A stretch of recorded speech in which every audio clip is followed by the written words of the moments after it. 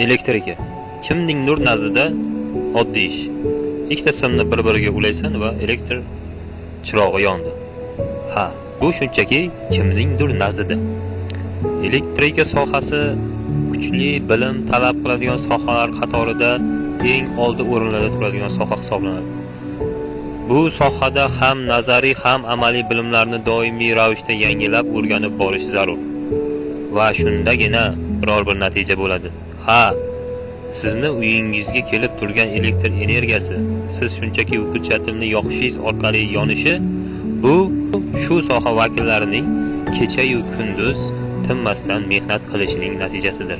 Qandaydir muammo bo'lgan taqdirda bu soha vakillari kunning sovug'imi, jazirama issig'imi bularga umuman farqi yo'q. Ular o'ziga biriktirilgan vazifasini sidqi dildan bajarish uchun tun va kun xalqning xizmatida yelib yurishadi. Lekin ularning qilayotgan ishlari to'g'ridan-to'g'ri ko'zga ko'rinmasligi mumkin. Lekin ular qilayotgan ishni uncha-muncha soha egalari qilmaydi. Bu sharafli sohaning egalari elektrik energetiklar.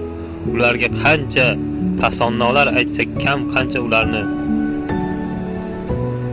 olqishlasak kam.